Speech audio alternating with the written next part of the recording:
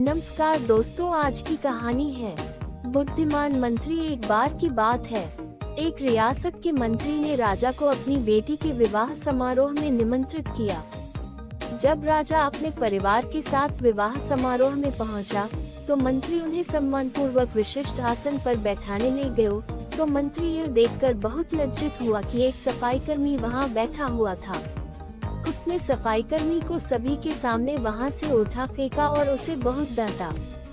सफाईकर्मी ने बहुत अपमानित महसूस किया और बदला लेने की योजना बनाने लगा।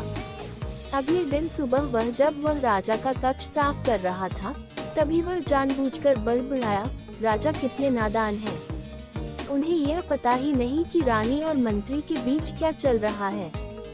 राजा आधी नींद में था। यह क्या बकवास कर रहे हो? उसने पूछा। महाराज, मैं पूरी रात सो नहीं पाया, मैं तो नींद में बड़बड़ा रहा था, सफाईकर्मी जवाब में बोला। हालांकि उसकी बात सुनकर राजा के मन में संदेह के बीज पड़ गए थे। राजा अब मंत्री से चिढ़ने लगा और समय समय पर अपमानित करने लगा। एक दिन तो उसने द्वारपालों से यह तक कह दिया कि वे मंत्री को महल में घुसने ही न दें। मंत्री राजा के व्यवहार से बहुत चकित था, लेकिन कुछ विचार करने के बाद उसे समझ में आ गया कि सफाईकर्मी ही इसके लिए जिम्मेदार हो सकता है। मैंने उसका अपमान किया था और उसी का उसने बदला लिया है। अब मुझे उसे दोबारा प्रसन्न करना होगा, तभी वह राजा की निगाह में मेरा सम्मान दोबारा दिला सकता है, मंत्री ने सोचा।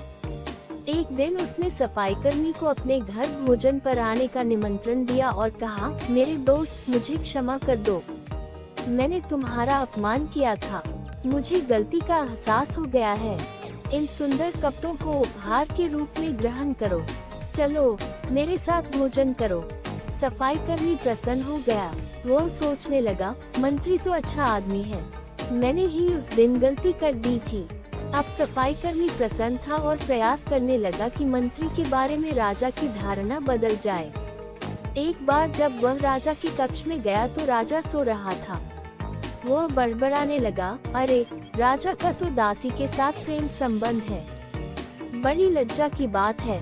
राजा ने उसका बड़बड़ाना सुना तो उठकर बैठ गया। राजा ने सफाईकर्मी को बहुत डांटा। सफाईकर्मी बोला, क्षमा कर दे महाराज, मैं पूरी रात सो नहीं पाया, इसलिए दिन में ही नींद में बड़बड़ा रहा था। राजा को अपनी गलती समझ में आ गई। इस तरह की अफवाह के चक्कर में आकर उसने अपने बहुत अच्छे सलाहकार की अनदेखी शुरू कर दी थी। राजा ने मंत्री को बुलाया और दोनों फिर से मित्र बन गए। कहानी समाप्त।